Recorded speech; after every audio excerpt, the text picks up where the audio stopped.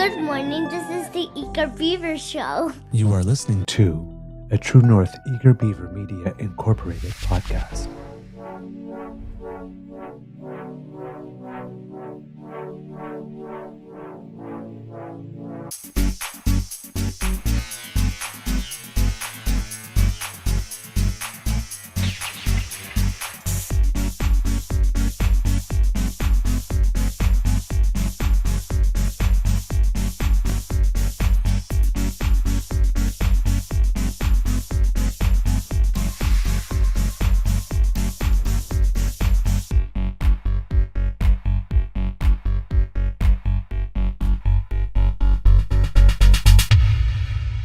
True North Eager Beaver podcasts are proudly brought to you by our founding sponsors, the Miss V Mysteries from Corvid Moon Publishing, your source for science fiction, fantasy, and cozy mysteries featuring a broad diversity of characters.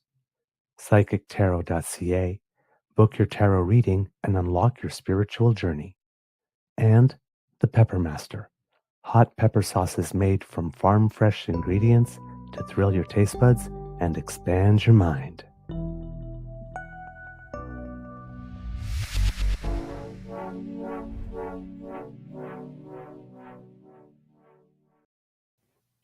Well, good morning and hello, kids, and welcome to Season 5 and episode number 676 of the Daily Beaver Morning Show. 100% Canadian. Today, oh boy, that was wrong. Today, recording day is Tuesday, June 24th, 2025. And as you can tell here at the Beaver Lodge, it's an extremely sunny day. And hence, that's why my color is kind of weird. I'm very, very red here at the Beaver Lodge. I am your host, the Eager Beaver, pronouns he, him, hey, Mr. Beaver A. And with me, as always, is my good friend, Mr. Grizzly. A big thank you goes to our podcast founding sponsors, the Pepper Master, the Miss V Mysteries from Corvid Moon Publishing, and PsychicTarot.ca. Not too many elements on the show today because some of the elements that are there are pretty big. So we won't be talking about too many subjects today, but still a packed show for you. But before we get into it, Mr. Grizzly, how's your mental health today, sir? I think it's good. I don't feel like I slept. I don't feel like I slept. I only woke up a few times, but I don't feel rested at all. So I wake up dehydrated every day, right? So you always feel hungover. No alcohol, but I feel hungover. It, by 10 a.m. it should be gone because I'll get enough fluids into me. That'll be good. But yeah, so mental health I think is okay today. Remains to be seen. Jury's still out, to be honest with you, I think. Yeah. Okay. Yeah. I am doing better. That's good. I have to say. Being able to weight bear a little bit on the other leg is helping. Mm-hmm. I'm able to get around a little faster. I'm able to stand up a little longer, do more things. I'm have to compensate less, so the other parts of my body are not as sore. But I haven't yet figured out pacing myself so I don't exhaust myself. Now that I have this extra freedom, it's like, I'm just going to jump on it. And it's like, it's just, whoa, horsey, whoa. Because you can overdo it really quickly, right? Yeah, I get that. So, and you always want to get back to what you were before, right? But if you rush yourself, exactly, you're just going to do damage, and that's not good. And then you feel like there's lost time. Mm-hmm. So you want to make up for it. And the other part is my beaver sweetie would not call it that, but I've been a little bit of a burden the last 4 weeks, 4 or 5 weeks, because I haven't been able to do as much for myself. That's what happens, right? Somebody has to take on a little bit extra bit of the load for a bit. So, you want it, being the keener that I am. Well, now that I can do things, I say, okay, well, I can do that now. And it's like I get halfway through the day and say, I can't do that now. I thought I could. Yeah, really. So yeah, But overall mood better, feeling that I am getting stronger. I'm actually able with each day to put a little more weight, a little more flexibility in the roll of the foot. But uh, yesterday, at some point I didn't have the boot on, and I was in the kitchen, and I was just walking around, and I guess we must have cut something where the little piece fell on the floor or something like that, or I pulled a bowl of cereal and there was like one Cheerio on the floor or something. But I stepped on something that was a little crunchy like this. And it's like, as you're putting your weight on something, you feel your foot on something, you adjust, right?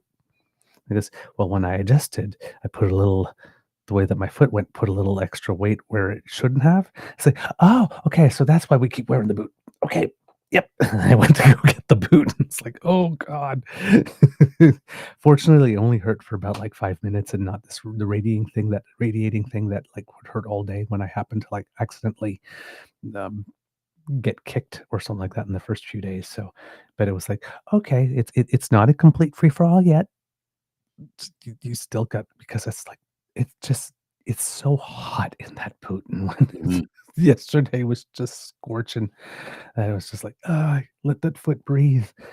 So, but yeah, then you got to watch where you step, because if it's just the natural reaction. The other thing that happened, I was like trying to get a mosquito, and when I was doing it, I was like reaching out for it, so which it shifted the weight on my foot. Oh, can't do that either now, can we? So it's all the little things that you don't think about, like those little involuntary moments, or the ways that your body adjusts that you don't actually think about until you're sore in one particular spot, and then you move your body. So, oh, that's a movement I still can't make. Okay. Lesson learned. So, yeah, it's not full freedom yet. Well, it's okay. No damage done, which is the most important part.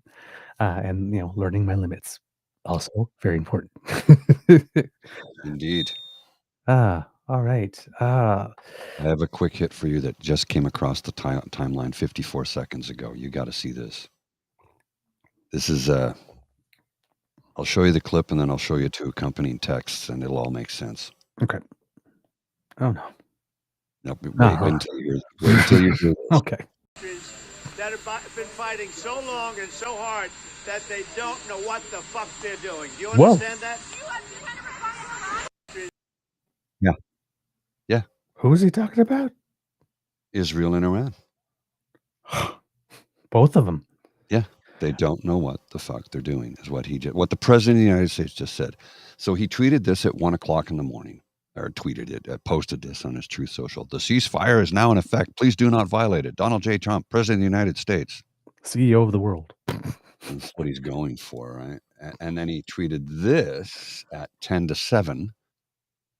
Posted this at 10 to 7. Israel, do not drop those bombs. If you do, it is a major violation. Bring your pilots home now. Donald J. Trump, President of the United States. He just wants to get the Nobel Peace Prize. Yeah. And then the other thing, well, apparently somebody in Pakistan's going to nominate him for one.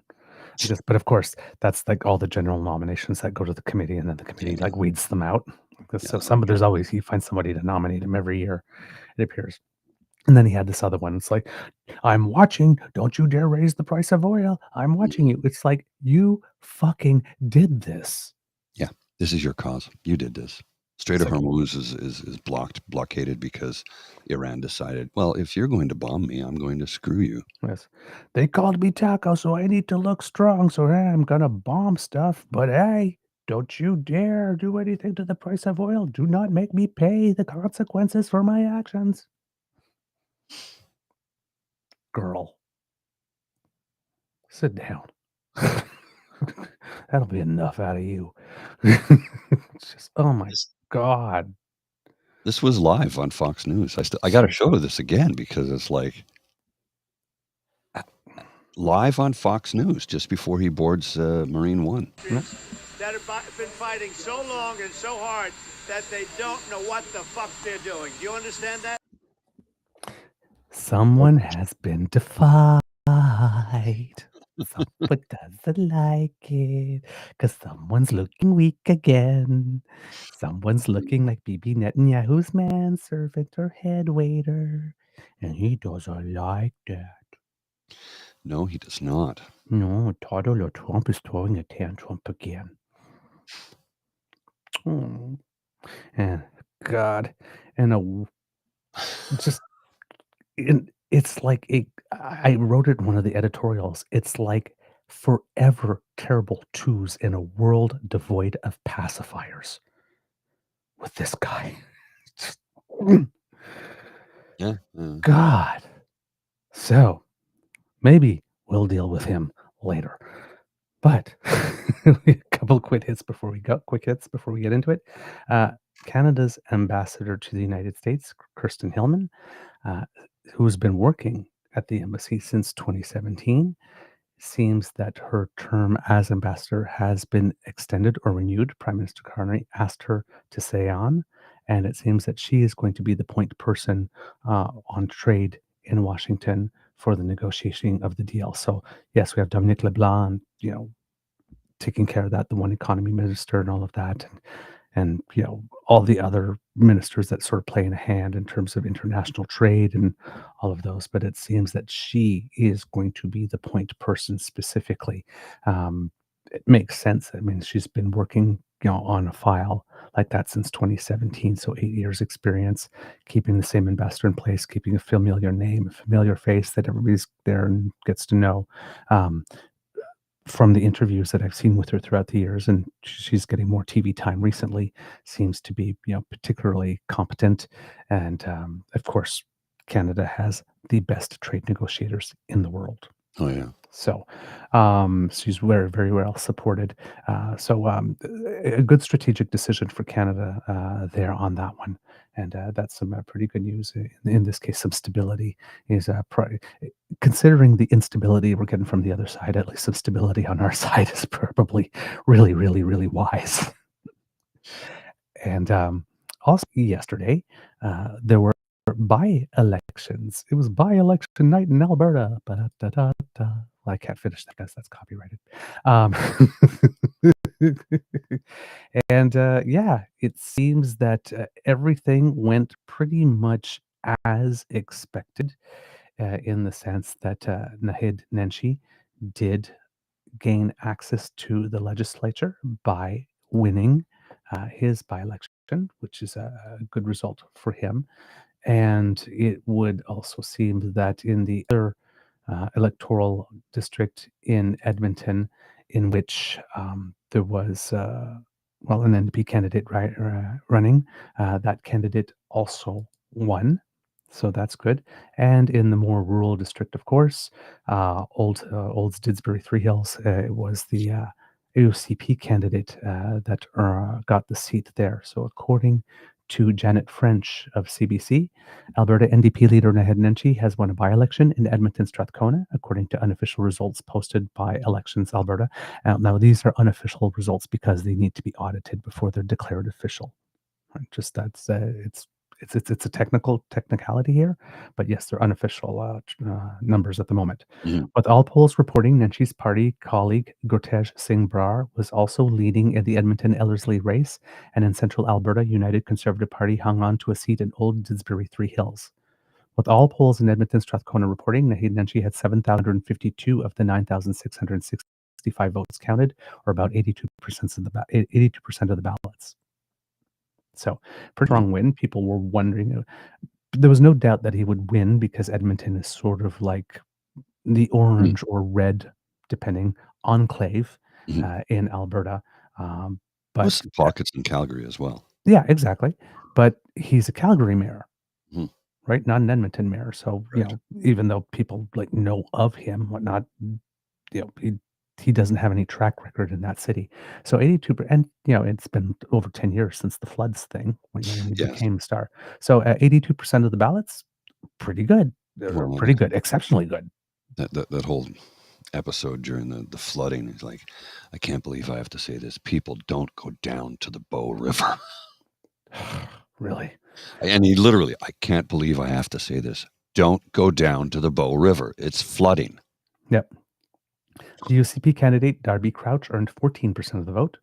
He said, "This is your result, your victory. It's your inroads you made tonight."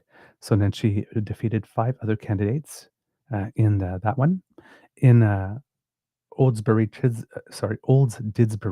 3 Hills, political newcomer Tara Sawyer of the UCP did earn the seat, but it seems that the UCP did not win it as convincingly as a lot of people thought it would.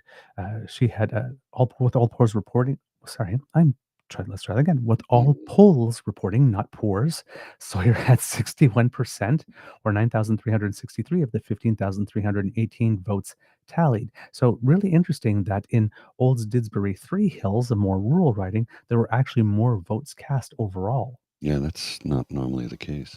Yeah, than in Edmonton.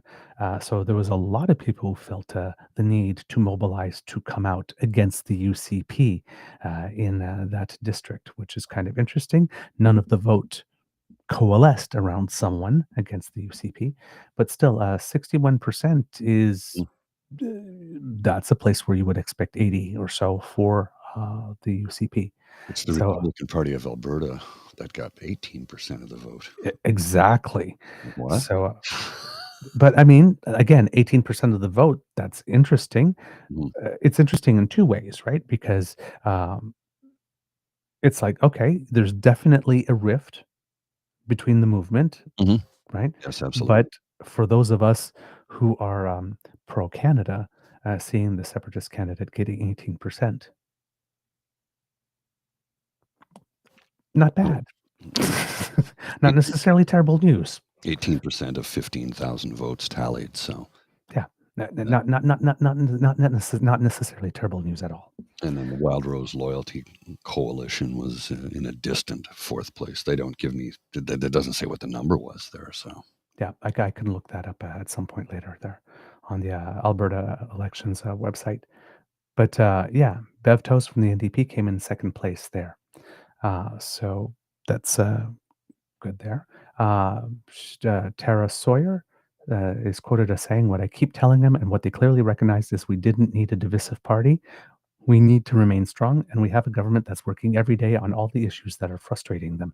Yeah, take that literally. The government of Alberta is working on the issues that frustrate you, Mhm.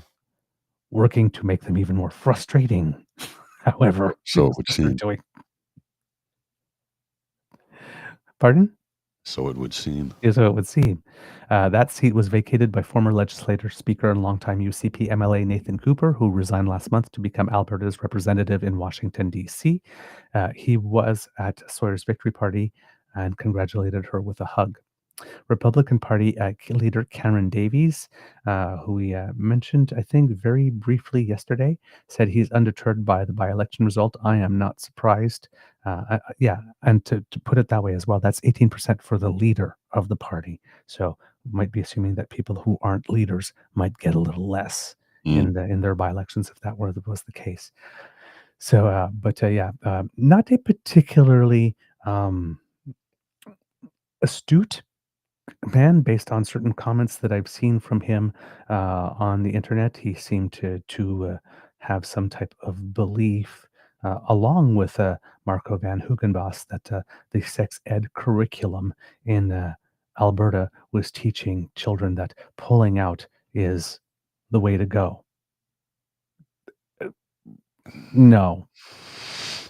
If you actually look at the graph that talks about it, um, there is a series of methods to avoid pregnancy in there, and then they have a rating next to them, and one of them is not effective at all, and then one has like 1 check mark, has 2 check mark, one has 3 check marks, and pulling out, because I guess technically sometimes it works, had 1 check mark, but many of the other things had more. So if you're reading it, it seems to be that what they're teaching children is that pulling out is not particularly effective. But they're turning around, they're teaching kids to pull out. I can't believe this. It's like, okay, 1, you do not know how to read. Clearly. Clearly, right? It's like 2, it's check marks. Mhm. You don't understand that one check mark is fewer than 2 or 3? Really? And you want to lead not only uh, in this riding, but then eventually take Alberta out of Canada and lead the Republic of Alberta when you can't understand check marks. Look, That may explain why you got 18%, buddy. some people just aren't that smart. I'm just saying. So, but he says he's undeterred because, of course, they're always undeterred. There's a growing movement of conservatives who are not happy with the status quo, and that movement is not going away anytime soon. But oh my God, we wish it would. And then, of course, Alberta Premier Danielle Smith is prepared to launch an Alberta Next panel, which is, her way of keeping up the fight against Ottawa. She's got this tweet saying, like, we're going to work on this and we're working on this. And like, and we don't need Ottawa's permission. And it's like, boo boo kitty. Nobody. Just like, shut your treacherous pie hole. All those things that you mentioned are exclusively provincial responsibility. Ottawa has not everything you say has to be framed as a battle against Ottawa. Take a frickin' day off. It's not going to happen. Yeah, It's not gonna have happen. baked lasagna. It's not going to happen. No, won't happen because as far as she's concerned, Ottawa's to blame for every ill in the province. Underfunding of healthcare, Ottawa. No. She needs the fight. She is nobody and nothing without the fight. It's the only way she can stay in power because she has enough people convinced that Ottawa's out to get her. Ottawa's out to get Alberta and hurt Alberta. Alberta's the economic engine of the country. We No. support the nation. No, you don't. How many times do we have to explain this and put the numbers out for you to see? Yeah. And of course, she's wiping off a loss because that report into the Canada pension plan thing that she wanted to start an Alberta pension plan that Albertans, just like mining coal, keep on telling her, no, we don't want, that she fought to not release for about 2 years. Well, turns out that, 63% of Albertans are opposed to it. And not very many UCP supporters are actually in favor of it, which is kind of interesting because they want to separate but still keep the CPP. Anyway, but of course, I fully expect Danielle Smith to say only 10% of my voters want it and 63% of Albertans don't want it. Well, gee, that's a band-aid. Let me go for it. Right? Of course Because she would. that's just her thing, right? So I don't know. Things are not going well for her overall. And yes, the people that are all in for her are still all in for her, and a lot of them have not yet realized. They haven't had their Marjorie Taylor Greene moment yet. Or their Michelle Ferrari in the bathtub with a box of wine moment. But I'm talking about Marjorie Taylor Greene because apparently all of a sudden she's like out saying things against Trump because he made those strikes. Yeah. Right. So, they haven't had that moment yet. But at some point, they are going to realize that she is the problem. Did you know that Marjorie Taylor Greene has a book coming out?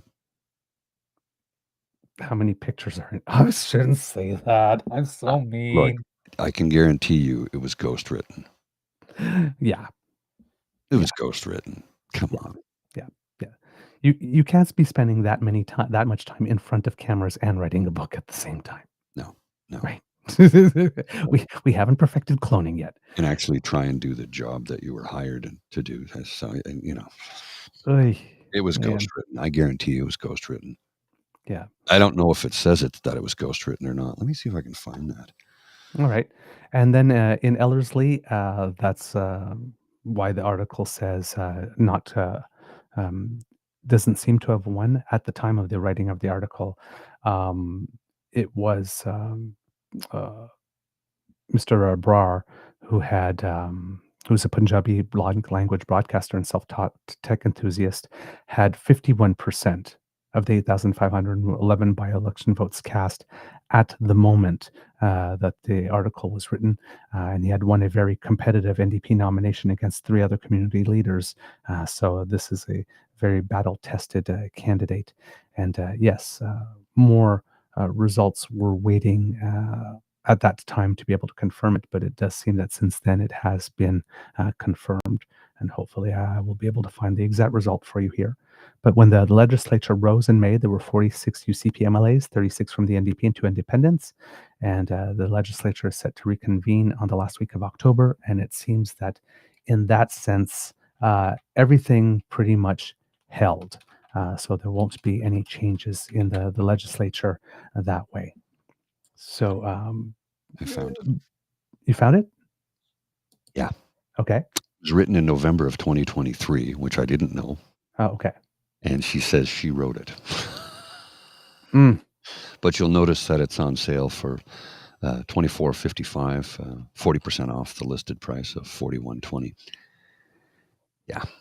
Mm-hmm. And so it's not a new one that's coming out. No. I didn't. I just saw a post about it the other day that she'd written a book. I didn't know. So it turns out, yeah, she did. But that was like a year and a half ago. Okay. Interesting. So once with all polling stations and everything reporting, old Edmonton Strathcona had 7,952 for the NDP and 1,314 for the UCP. So that was Naheed Nenshi's. And Edmonton Ellerslie, the one that was very close, ended up having a bigger split near the end as the night came in, with 4,327 votes going to the NDP candidate and the UCP candidate having 3,239.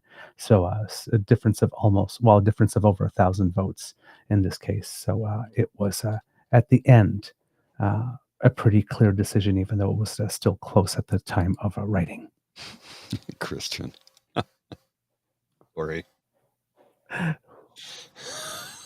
Paulette method for 38 years, one child, and planned.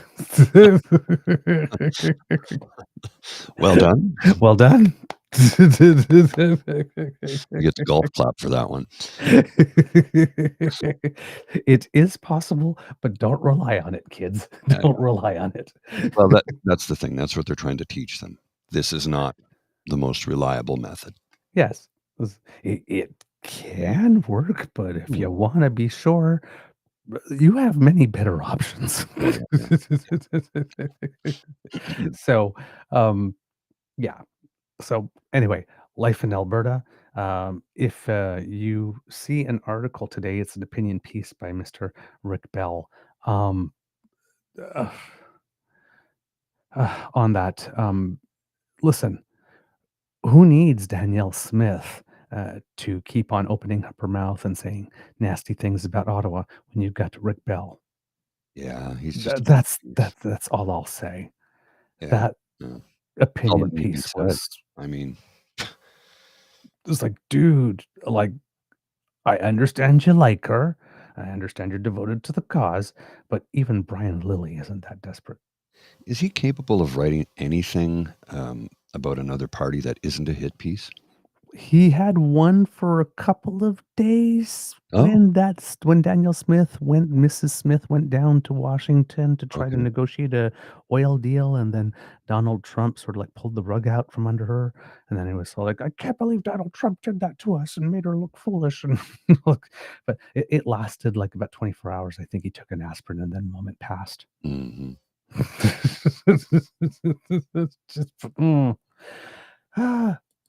So, the main meat, of course, of today's show is our continuous path towards conscious decoupling away from, Trump specifically, but the United States.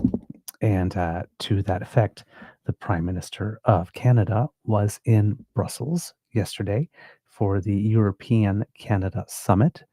Before things got underway, the Prime Minister did have a meeting with the leader of Belgium, Prime Minister De Vere. I don't know how to pronounce that, actually. De Vere? I have a feeling that this is probably Flemish. And less than French, and I'm not exactly sure how to pronounce that. I apologize, but D-E and then Wever, the Weaver, maybe. But It he might be something like Della House or something. It'll be like right. not at all the way it's spelled. I've never actually heard his name, so I Mm. can't recreate it. But he took office in February, so Belgium has a new leader. The leaders discussed expanding bilateral trade and investment with a focus on advancing clean energy solutions such as nuclear and hydrogen, strengthening critical minerals supply chains, and deepening cooperation on defense procurement. They also affirmed their support for Ukraine's sovereignty and agreed on the imperative of achieving a just and lasting peace. The leaders also underscored their commitment to defense cooperation in support of security in Europe, particularly on NATO's eastern flank. And a meeting with the leader of Belgium is particularly important, not only because the EU stuff is headquartered in Brussels, but if you remember when we were looking at that final, um, I don't know if it's like final, but ratification of the CETA deal with United States around the time that Chrysler Freeland had come to the cameras and that iconic moment and saying, if you can't make a deal with Canada, who can you make a deal with? It was the Walloon region in Belgium that was sort of like one of the stumbling blocks. And not necessary, even though the EU as a whole has signed it, there are still a few countries that are yet to ratify it, I believe, fully. And and I believe Belgium might be one of those. So it may have had a little more strategic importance to make sure that every single one of the nations have ratified in their own way as well, and not just the EU as a bloc as a whole. Mm-hmm, mm-hmm. Right. So extra levels there on that one. At the meeting, the European-Canada Defence Security Partnership was signed. This has been telegraphed coming for quite a while here. It is described as something that does not replace NATO activities, but as a supplement to NATO, which allows both nations to build faster and better and to make more and smarter investments in everything having to do with defense security. The agreement does open the door for Canada companies to participate in about $1.2 trillion worth of contracts that will be up for grabs with regard to the Rearm Europe program. And that is seen as a step towards making Canada less reliant on and less vulnerable to the whims of the United States of America. Eventually, it will also help the Canadian government partner with other allied nations to buy military equipment under what's known as the SAFE program, and that itself is valued at about 150 billion euros. So that is also a big deal, like a really big deal. So yeah, setting ourselves up for the future. Now, again, how much of that we're going to have access to specifically is, one has to. It's not going to be the full 150 billion, of course, euros, but it's still interesting, and it seems that in these discussions, things such as because how do I put it? Um, we have to make sure that there's enough business going on either side of the Atlantic for this, right? So it's not only about selling what we do well and them selling what they do well, but making sure that we're building capacity in each one of the regions so that we don't necessarily have to go to the United States. So we don't have to necessarily spend 70 to 75 cents of every dollar in the United States, and Europe doesn't have to spend whatever it is that they're spending in the United States as well, because I'm sure they are spending some. So this allows us to do things.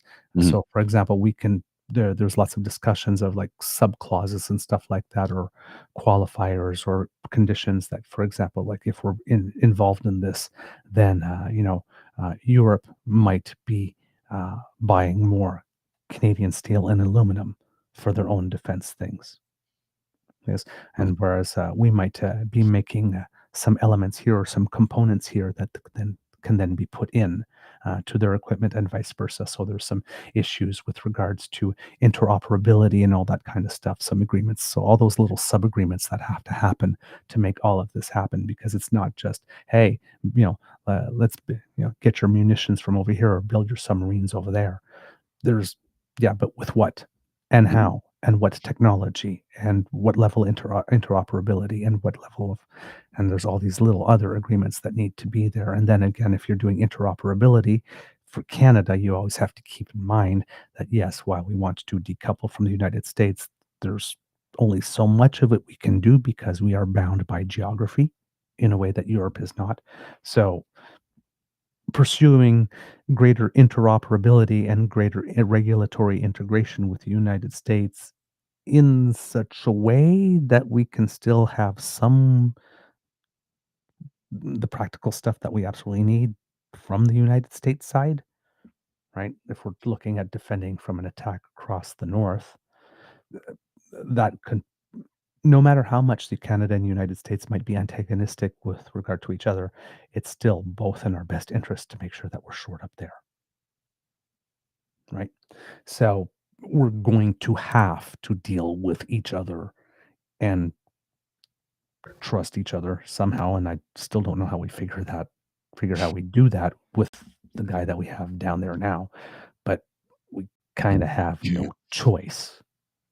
Well, we have to deal with him, but I mean, the rest of the world's trying to find ways to not deal with him anymore because he ain't normal. It's just, again, lack of stability, man.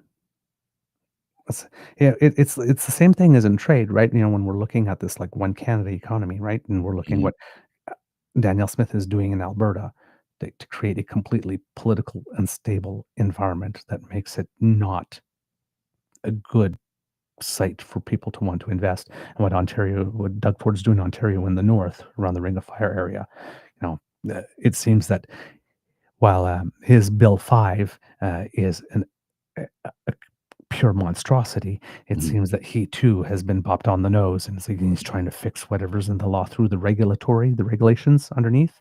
Because in Canada, there's laws which have to pass through Parliament and have to be published in the Gazette and all that kind of stuff. And then there are regulations which do have to be published in the Gazette, but so long as they flow directly and naturally from the law, they don't need to be passed in Parliament.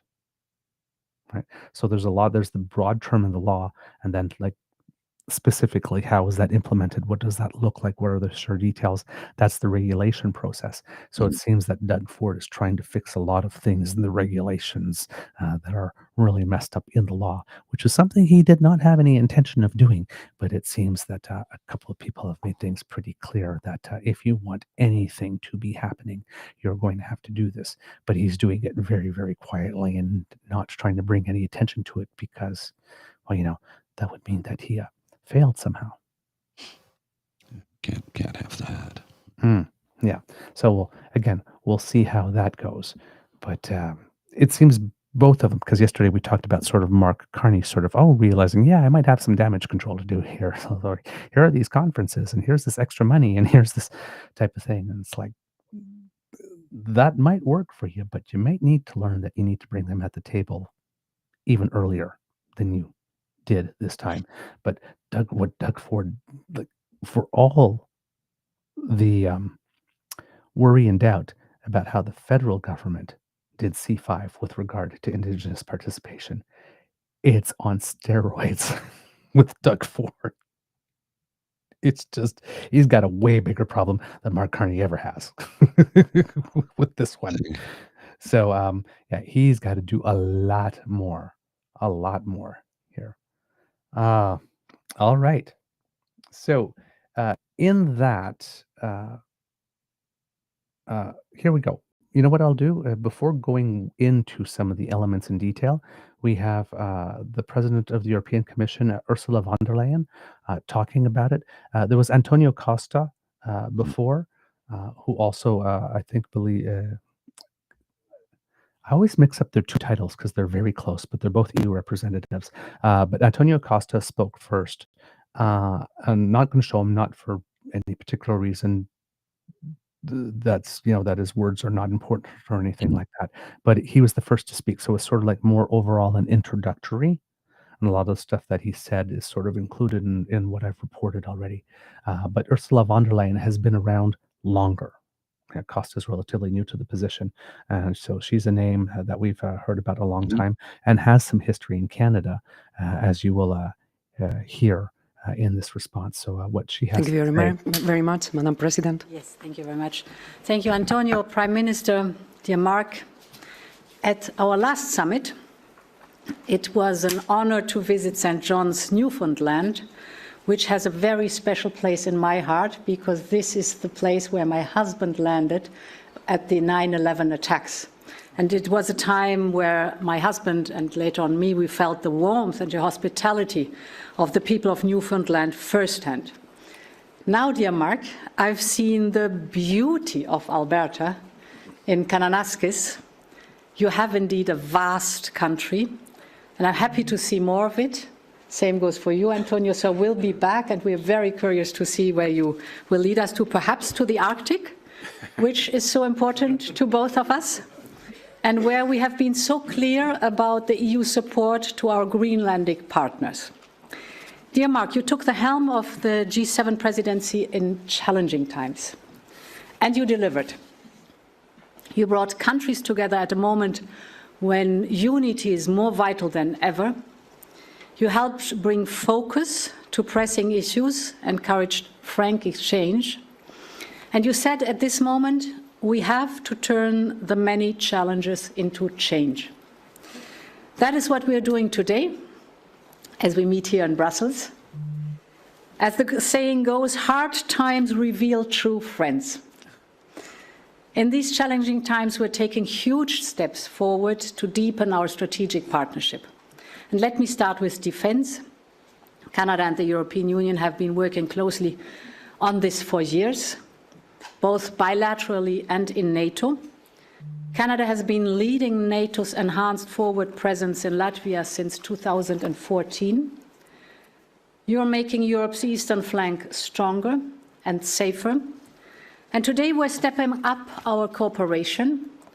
As you said, we signed a security and defense partnership.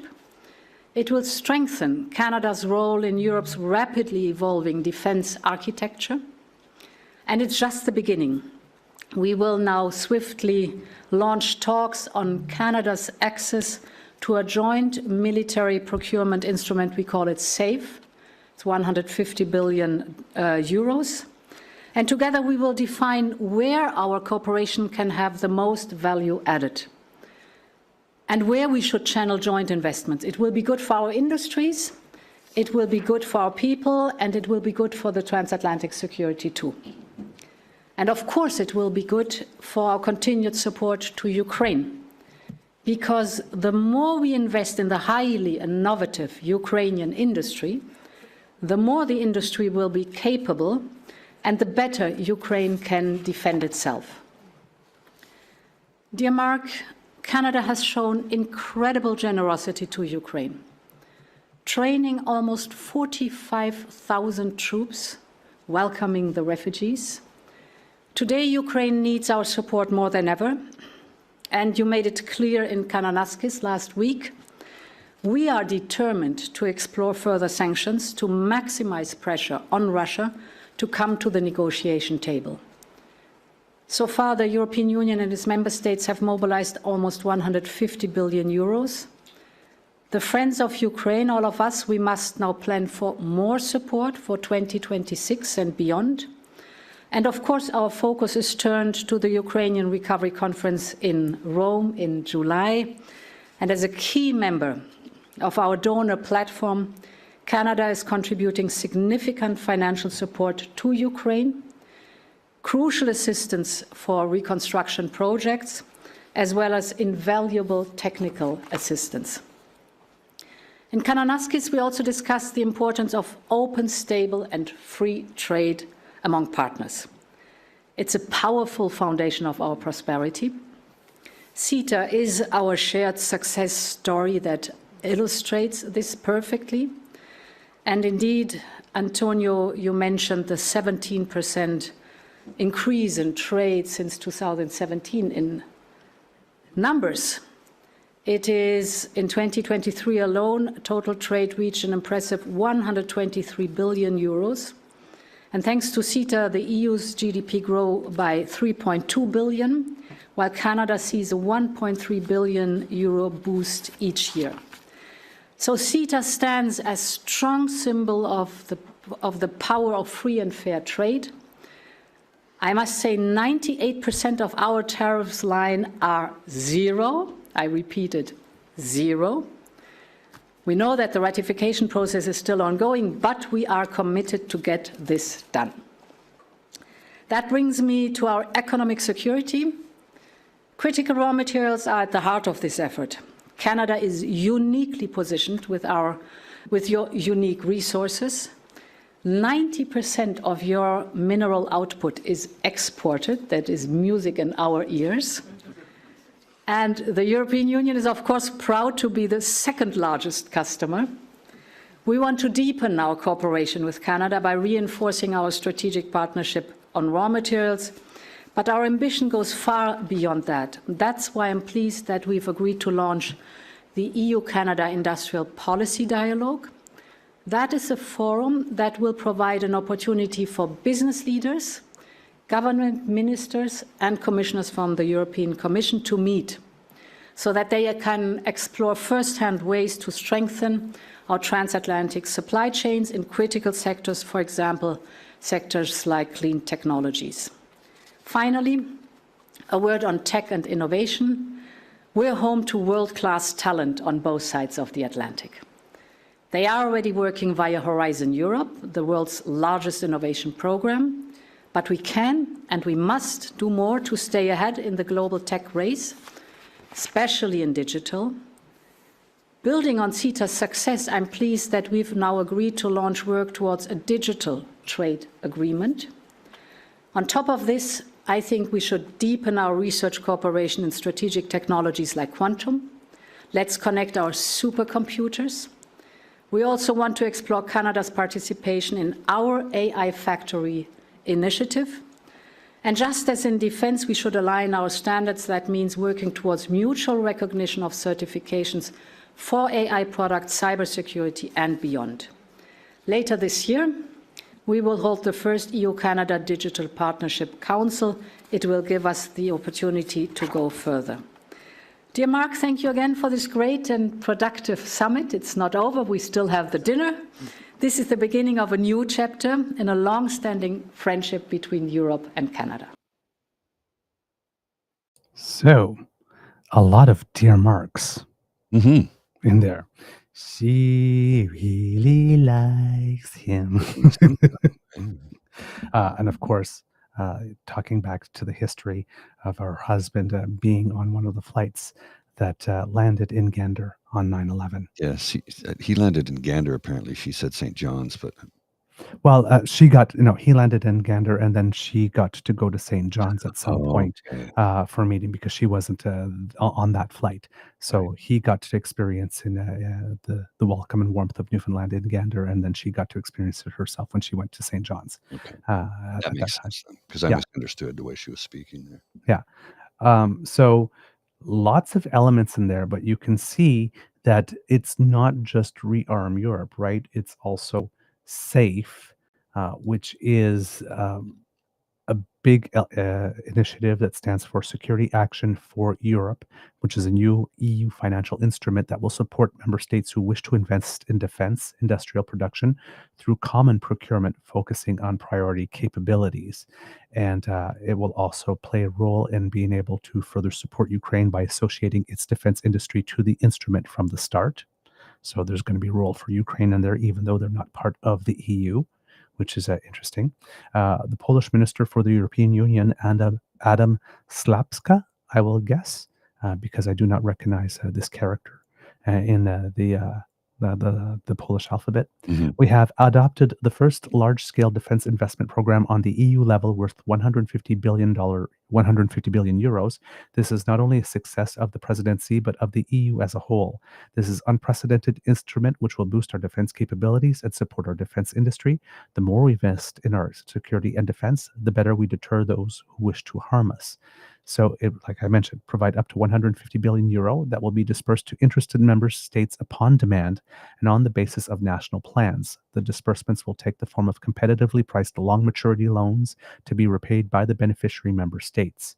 To ensure economies of scale and interoperability and reduce possible fragmentation, Beneficiary member states will have to carry out, in principle, common procurements involving at least 2 participating countries to qualify for the loans. In response to current geopolitical situations and urgent need for massive investment in defense equipment, SAFE will also allow the procurement involving only one member state for a limited period of time. But it does open it up to the involvement of third countries. So that's why Ukraine is there. Other EEA, EFTA countries will be treated on the same terms as member states. And of course, Canada has been declared eligible to participate as well, hence this signing. And it seems that it will, the first list of priority areas identified by the European Council, and this was back in March, will be divided into 2 categories of defense products: ammunition and missiles, artillery systems, including deep precision strike capabilities, ground combat capabilities, and their support systems, including soldier equipment and infantry weapons, critical infrastructure protection, cyber military mobility, including counter mobility. And the second group or categories of products will be air and missile defense systems, maritime surface and underwater capabilities, drones and anti-drone systems, strategic enablers such as but not limited to strategic airlift, air-to-air refueling, and I'm going to have to defer to Hugh on this at some point, C4 I-STAR systems, as well as space assets and services, space assets protection, artificial intelligence, and electronic warfare. Mm. And then there are other defense categories it's called that are belonging to category 2, which will be subjected to stricter eligibility conditions requiring for the contracts to have the ability to decide on the definition, adaptation, and evolution of the design of the defense product procured. So for both categories, procurement contracts will have to ensure that the cost of the components originating outside the EU, EEA, and other states and Ukraine that are allowed to participate, so that would include Canada here, is not higher than 35% of the estimated costs of the components at the end product. So you can get up to 35% alone to help with that at, I'm going to guess, is relatively favorable rates here. One would assume. Yes. So a very big deal when you're considering 150 billion euro, because let's say that Canada even has access to 10% of contracts. Mm-hmm. It's still 15 billion euro worth of contracts. It's a lot of money.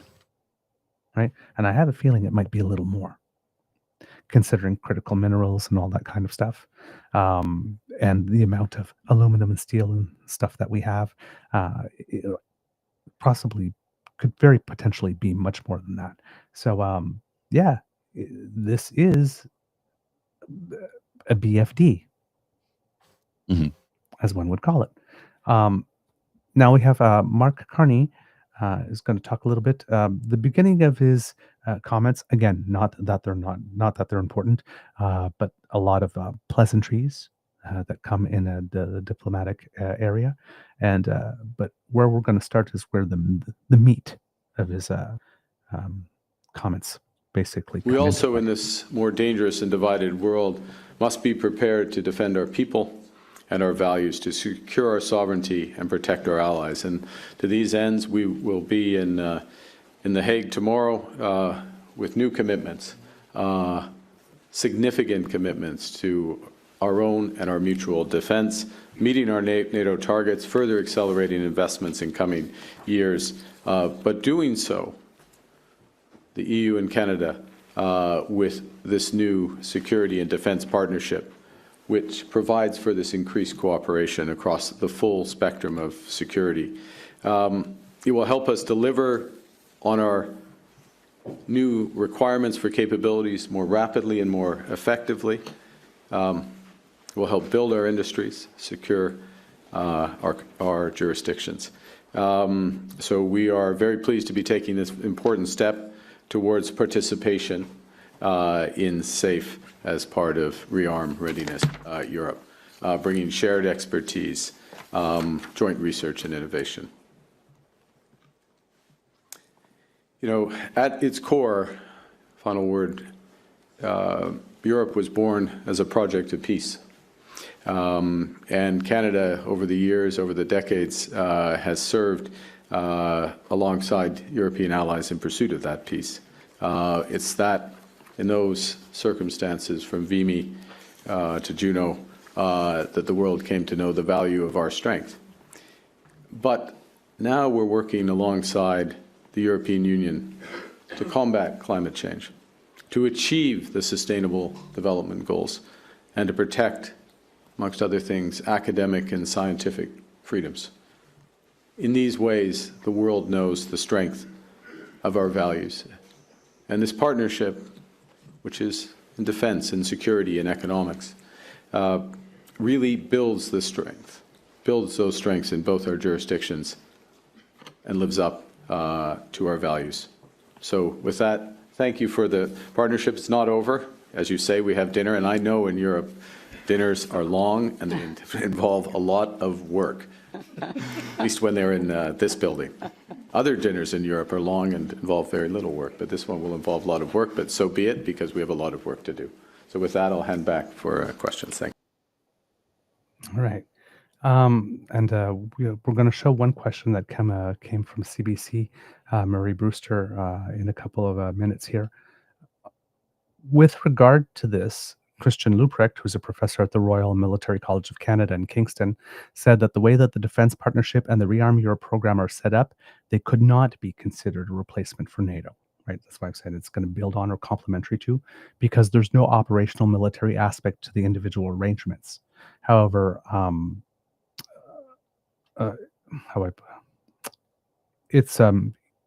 Leuprecht describes it as a cartel.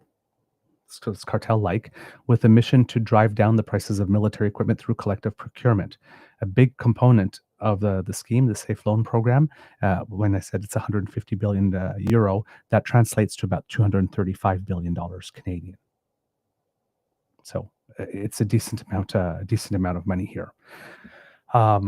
So Murray Brewster from CBC wants to know, of course,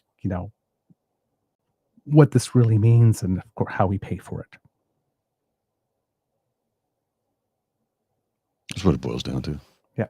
Mr. Grizzly, if you can play the next clip at just trying to get 27. up here. I was having some issues in the background, so just bear with me for a second, and I will Absolutely. up for you. There we go. It's all good to go now. Sorry. Good evening. Murray Brewster with CBC News. My question is for Prime Minister Carney. Prime Minister, if you could answer in both French and English, I'd appreciate it. This partnership that you've signed today, and recognizing that there is still some negotiation to do,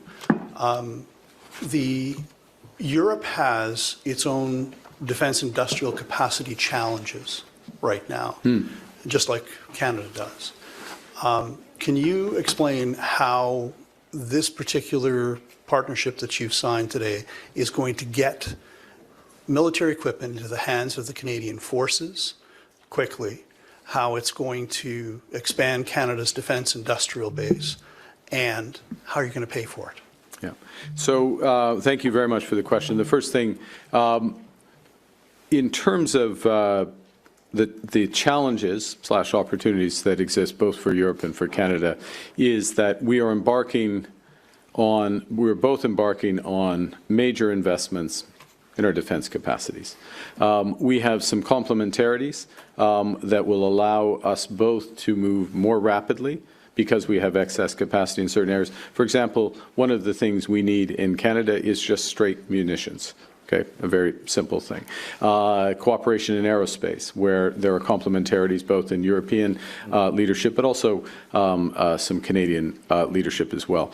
Complementarities in areas related to, sorry to use the jargon, but the defense industrial pledge, so related defense spending that has dual use or other uses. And President von der Leyen mentioned AI and cyber, those areas which will be incredibly important for defense. So right at the point where both of our jurisdictions need to increase to combat defense threats, we pool our resources, or we can pool much of our resources. We'll be more than the sum of the parts. And as we build up those resources, we can do those in a way that's complementary and mutually reinforcing. One of the ways we can pay for this is the fact that what we will do should be more efficient for both of us, should be more cost-effective for both of us. The second thing is to recognize that if we do this right, we will also be building our overall economic capacity, which will be part of what's self-reinforcing. Et puis, en français. All right. So, very important stuff here from the Prime Minister in terms of answering that question. Putting the link up here, that will bring you to the full text of the statement. Pardon my typing, kids and cubs. I'm having some difficulty today getting the words out correctly. Yeah, statement instead of statement. And I was correcting an error that Ursula von der Leyen had made in her statement, because she had mentioned that since the start of the CETA agreement back in 2017, that trade between Canada and the United States had increased by 17%. It's actually 71%. She inverted the numbers there on that one. And that's a statement that Mr. Costa had made in his declaration prior to it. So which represents about $123 billion in trade from the European side, and about $1.3 billion per year in additional trade from the Canadian side. And as Ursula von der Leyen made a point of stating, with zero tariffs. Sure, that wasn't a dig or shade on anyone. No. Not at all. Now, there was a big statement, as I mentioned, included the link that included a lot of things. And if you do read the statement, again, it has a lot of flowery words and aspirational language in it and that type of stuff. But there are also some very concrete things in here. And this thing really does read like all the things they would have liked everybody to agree at or on at the G7 in Kananaskis, but couldn't because of you know who. Mm-hmm. So they all decided to agree to these things here and then make the statement. So it's a statement that has 22 different points in it. Some of them are broad and then some of them are more specific. So there's a lot of, for example, support for Ukraine, stuff like calling for full unconditional ceasefire of at least 30 days, which Ukraine has already committed to, the return of Ukrainian children, and to support the international coalition that is working on that. So that type of stuff is there, increasing pressure on Russia, of course, to be able to come to certain things, but also certain elements, like, for example, reaffirming continued support for the Republic of Moldova.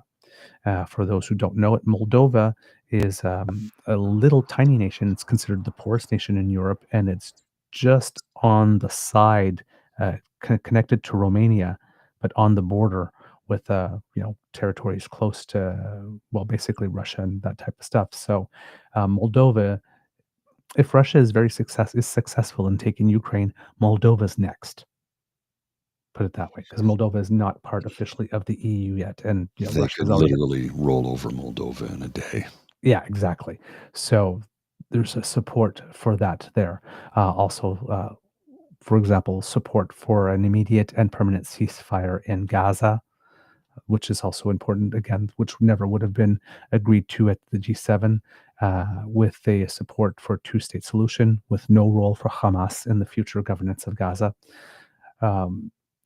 There was some stuff with regard to Israel and Iran, for example, standing but ready to contribute to a negotiated deal. So the EU and Canada, if you need us to help broker some type of deal, we're willing to take a role in that, with to negotiate a deal that would impose verifiable constraints on Iran's nuclear program, with the International Atomic Energy Agency in charge of monitoring and verification.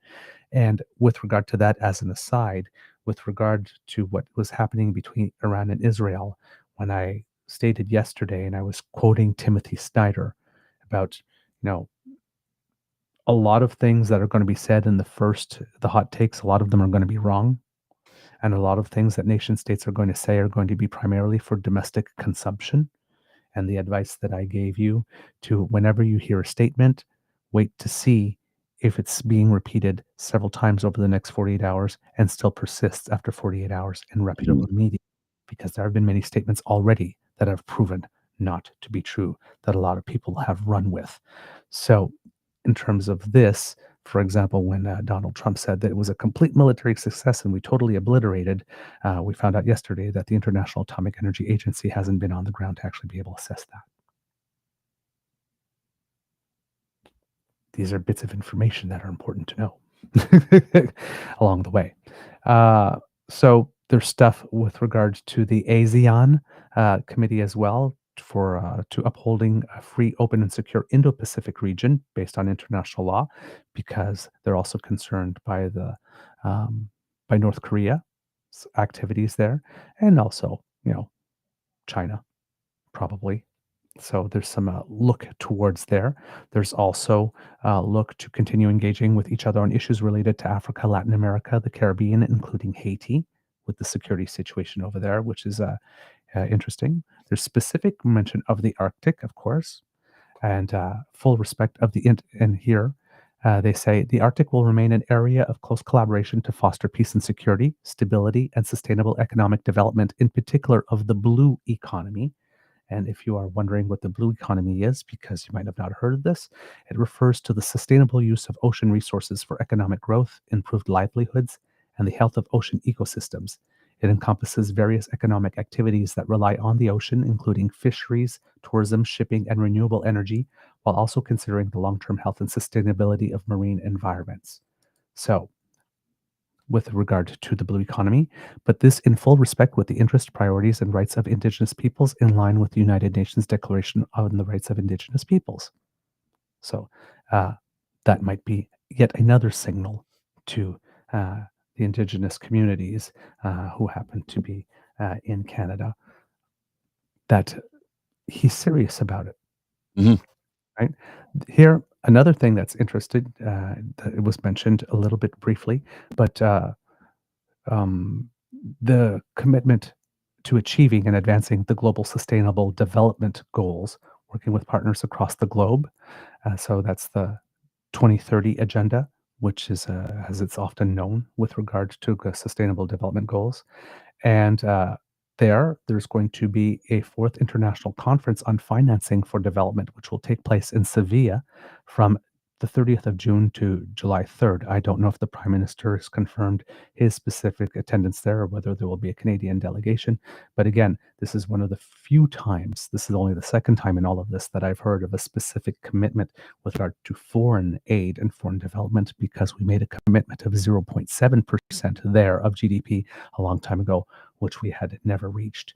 And maybe with the United States pulling back, a lot more nations are feeling the need to invest in their soft power as well. So lots of things there. There's stuff on COP20 and the environment in there, and climate change. So it really is going through all the things that they could not have agreed on at the G7 with regard to the participation of Donald Trump there. So very comprehensive deal.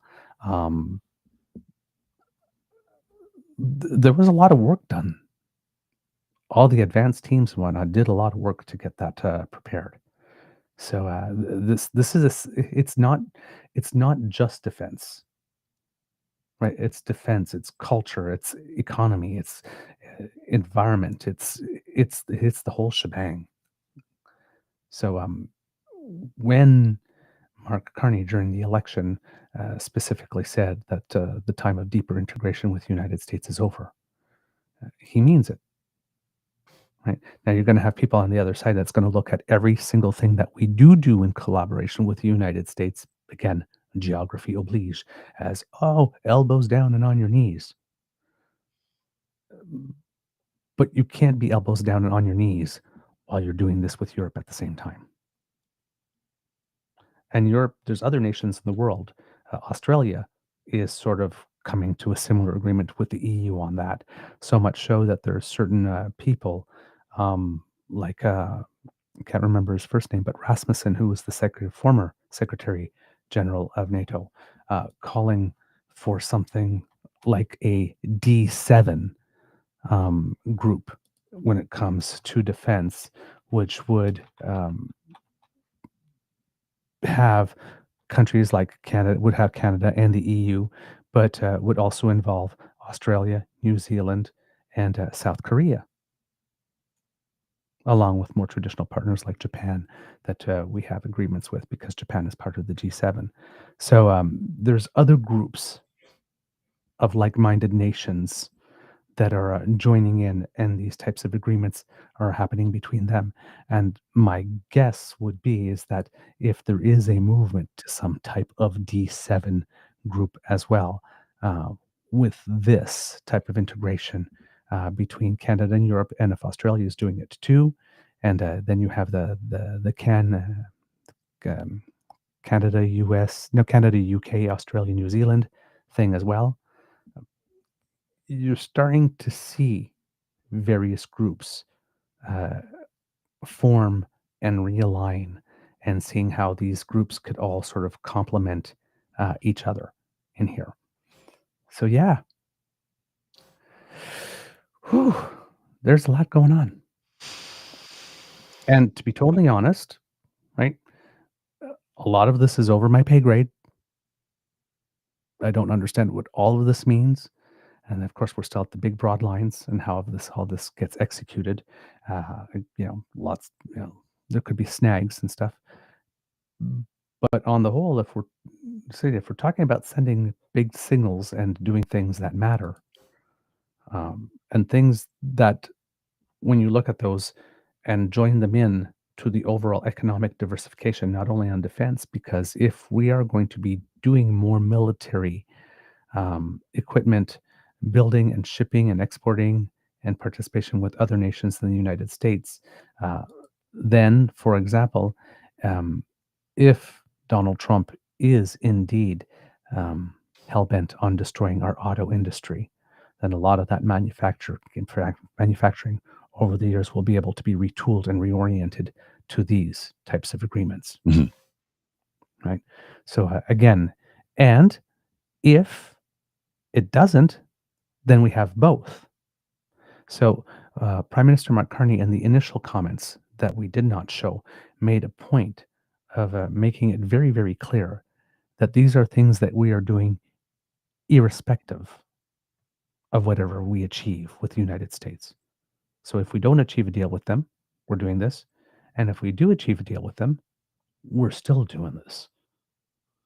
It's not going to be, oh, well, we got to deal with the United States. Okay, Europe, well, our old boyfriend has come back. Mm-hmm. It's like, no. It's like, you can come back, but only so far. No, it's done. It's not. It's finished. Trump signed that deal when he attacked Zelensky in the Oval Office. He upended 80 years of global cooperation in one fell swoop, and that was the moment where Mark Carney, who wasn't even prime minister at the time, was he prime minister when that happened? That's a good question. I'm not sure about that. The dates I'm not 100% clear on, but I mean, he very shortly soon came out and said, "Look, we'll lead the way because America can't anymore." It's as simple as that. Canada will lead the way, and Mark Carney will make his name on the global stage. It's already been well made, of course, amongst the wealthy and amongst bankers and amongst nations. But now more people will know who the Prime Minister of Canada is, and that we didn't come to play. We came to kick ass. I came here to kick ass and chew bubble gum, and I'm all out of bubble gum. Right. Just seeing here through Kit Uncover, stating here that the PPC's leadership review process has ended, and confirmed that Maxime Bernier was the leader by strong majority of the party members who voted.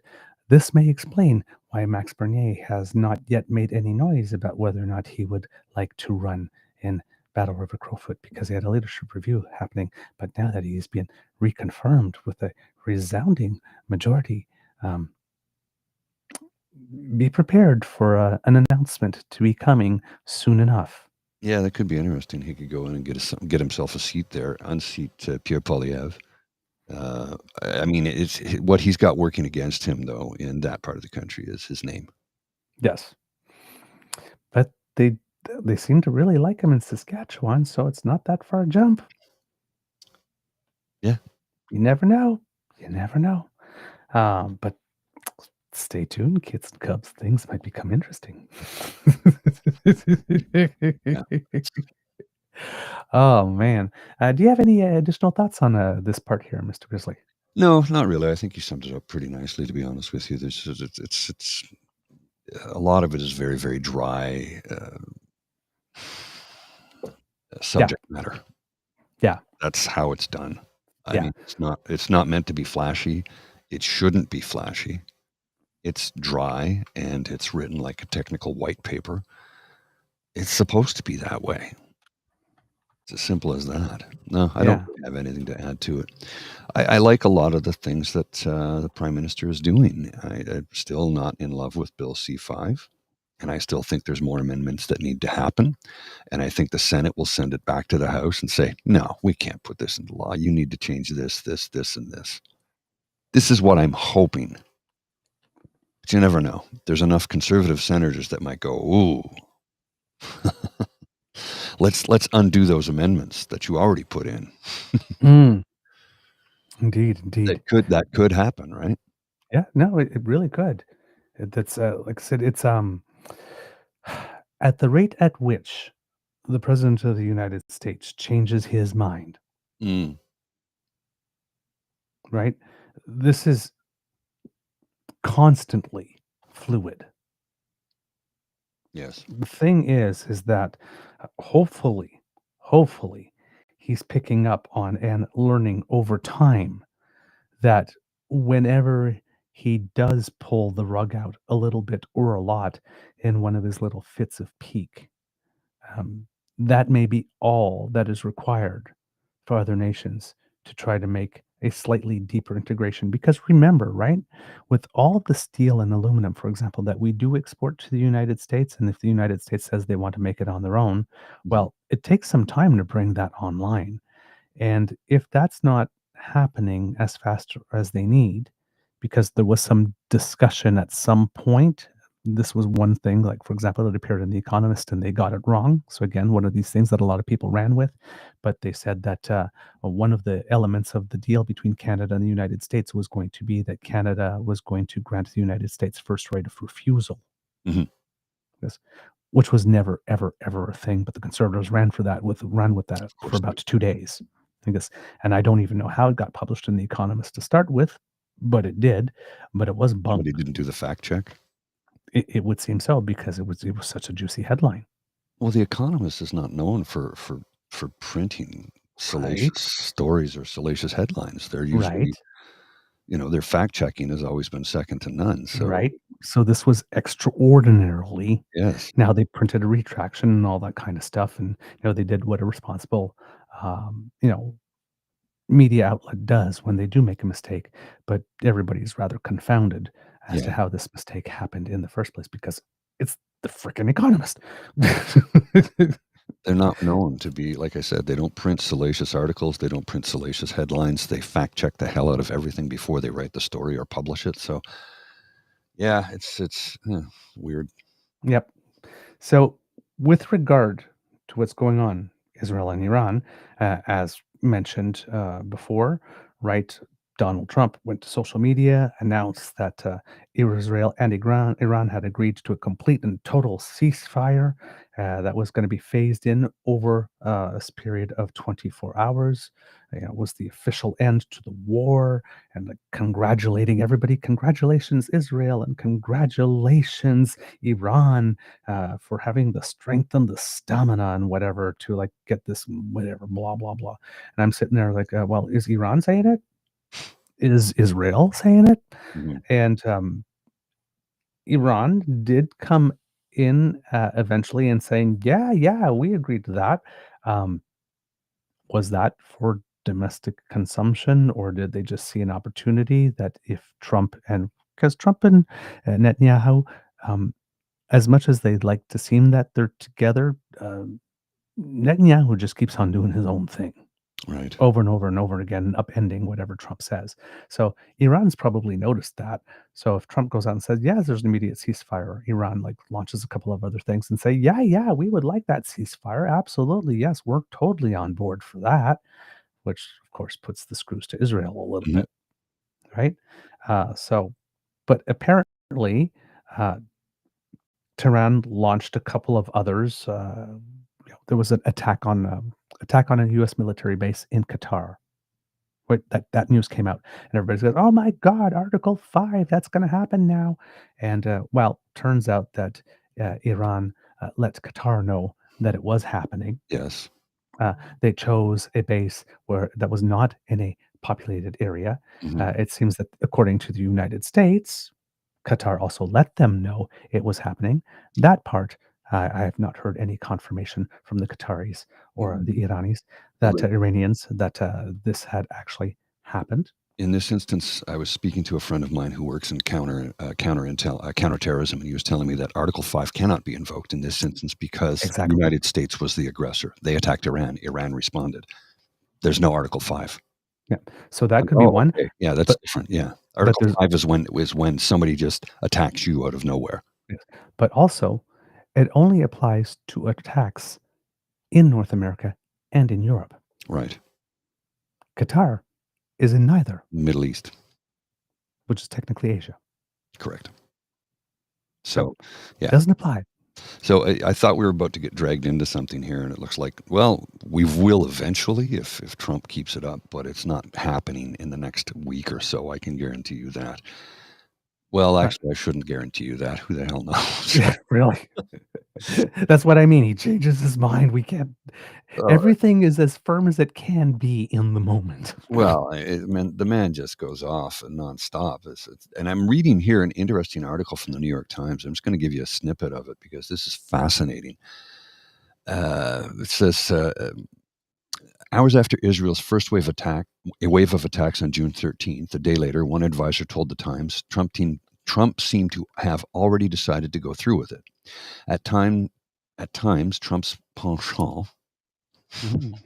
penchant for social media was the biggest threat to the operation's secrecy. Last Monday, he posted on Truth Social that everyone should evacuate Tehran. The next day, he revealed that he had left a meeting of the group of 7 in Canada, not to broker a Middle East ceasefire, but for something much bigger. He added, "Stay tuned." Inside the Pentagon and the U.S. Central Command, military planners worried that Trump was giving Iran too much warning about impending strike. So they worked up their own ruse. They had 2 fleets of B-2 bombers leave Missouri at the same time, one flying east and one flying west. So they created their own diversionary tactic because their commander-in-chief is a freaking idiot with a big mouth who has to brag about what he's about to do. Yes, which, of course, gave Iran plenty of time, for example, to move whatever enriched uranium they had to another place, and maybe some specific components that they would like to keep very safe. So again, when Donald Trump says it was a complete military success and we obliterated everything, did you? Did you really? Really? Did you? How do you know? Right? It's like, and again, going to confirm a little bit that tweet from Tabitha Southey from the Globe and Mail, right? Suggesting that maybe Trump did this so that he could brag about it on internet. Oh, guaranteed he did. I guarantee he did. He loves to brag. He loves to toot his own horn and pat himself on the back for the great job he did. Yeah, which is a scary thought when you think about it. That is not. I'm willing to drop bombs so that I have something to brag about on internet. And then say it's a ceasefire. Give me the Nobel Peace Prize. Right. It's like the Peacemaker from the DC comic books and the series. Peace. I want peace, and I'll kill as many people as it takes to get it. Yeah. Now we might get censored because I use the word KILL, but I'm quoting a cartoon, a comic book character. So settle down, algorithm people. Settle down. Direct quote from a television program and a comic book character. Yeah. Jeez. So the Iranian foreign minister, Abbas Araghchi, said that Tehran would stop its attacks if Israel stopped theirs by 4 a.m. local time. Not sure that actually happened. Well, at 7 a.m., the ceasefire came into effect. However, at 7:06 a.m., Iran launched another missile towards Israeli territory, followed by 2 more missiles at 10:25 a.m. All 3 were intercepted or landed in open areas, causing no casualties or damage. In response to these violations, the Israeli Air Force destroyed a radar installation near Tehran. Following a phone call between President Trump and Prime Minister Netanyahu, Israel refrained from carrying out additional strikes. Yeah, well, Interesting. we'll see. Anyway, I do have to go. Okay. My puppy dog is anxious to get outside, and I have to take her out before it gets too hot. Yesterday, there were short walks, and it didn't take much convincing to get her to come back home yesterday. I was like, let's go home. It's nice and cool. You can lie under the air conditioner.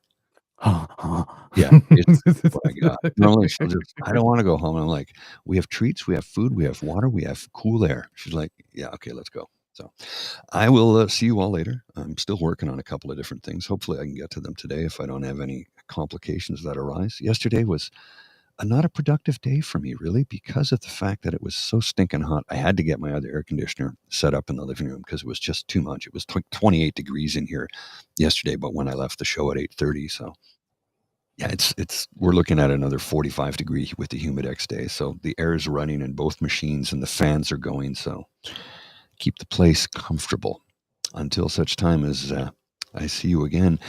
Stay frosty. Cranky Canuck. All right, kits and cubs. So yeah, lots of news flying fast and quickly with regard to that.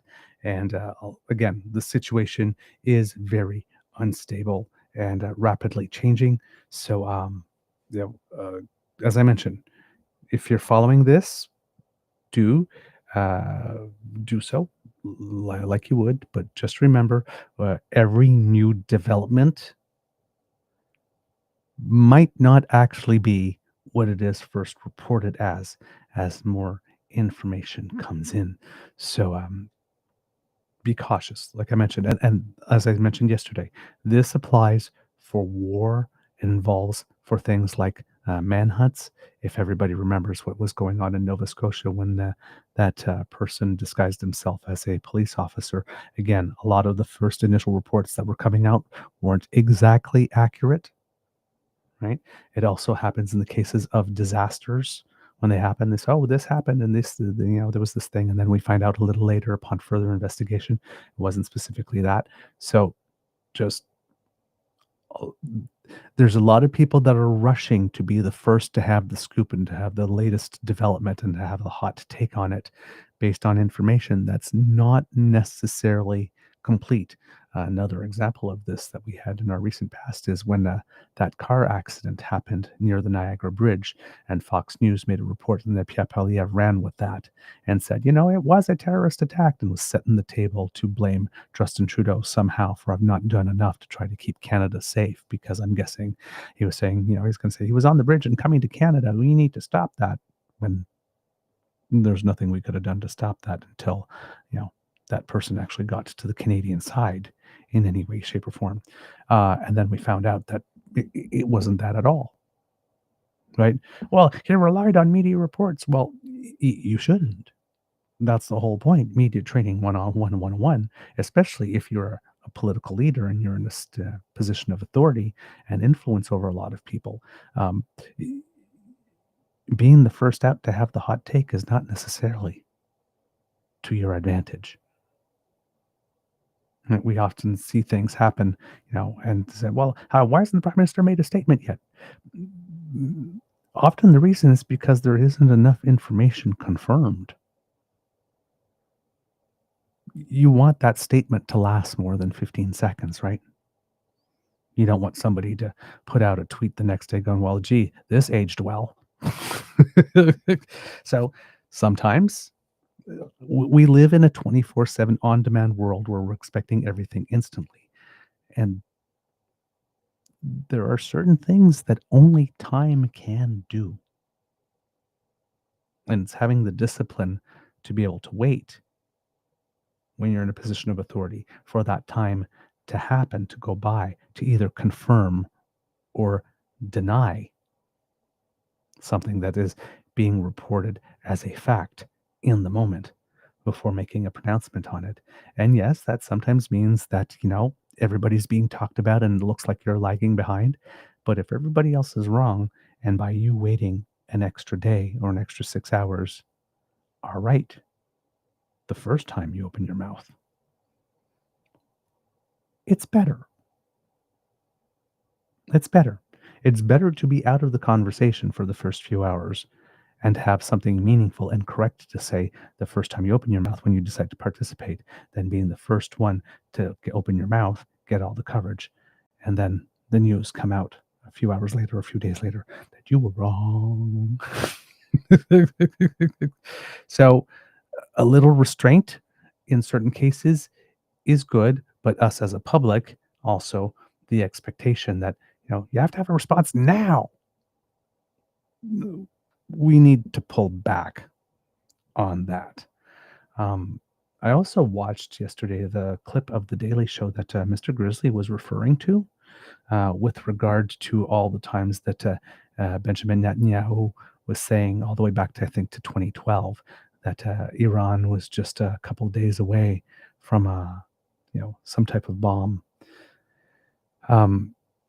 There was also in there another segment with regards to the United States and the use of military force for foreign wars. And this is what's caused a lot of the split in the Republican side, where you're seeing Marjorie Taylor Greene making statements going, against Trump, which is something I never thought I would ever see, because he might be getting the U.S. into another war over there, and showing the juxtaposition between these same commentators saying, we can't spend that money over there, we need that money for over home, like this, and then when talking about protests in the United States against ICE or whatnot, we need to deploy the military against them. So it seems that in the United States, this Republican push for peace or not getting involved in foreign wars is more because they would like the army to not be busy over there so that it could be used against their army, their enemy, their perceived enemies on their home soil. And that is not good, because there should be no political party in any country, well, especially an advanced nation, that is taking the position that people within your own nation, simply because they have different political views, are a greater enemy than foreign enemies that want to do you harm, and that the full weight of your military should be reserved so it could be deployed against fellow citizens. That should make you shudder. And that's rhetoric we cannot start having happen here. And there are certain people that want to push it. When we had the economist David Gray here talking about the Alberta separation stuff, his big fear that some of the response may eventually end up being kinetic. It's based on what people are observing going on in other nations. So these Republicans that are calling for non-aggression and non-involvement in other wars, you have to look at those comments in the context of all the ways that they would like their military to be used and against whom. And then all of a sudden you realized they're not really for peace. They just want them for a civil war, not a foreign one. Some food for thought there on that. Because I hadn't picked up on it. And when I saw the people on the Daily Show put them together, hearing the Charlie Kirks saying, oh my God, we can't do that. And then seeing him enraged and inflamed Alex Jones style when talking about deploying the military against U.S. citizens. The way back around the time of 9/11, people were talking about deploying them against external terrorists. It scared the shiitake out of me. I snapped up and I paid attention. There are certain types of speech that contribute absolutely nothing good and nothing of worth to any society, and that specifically falls into that type of speech.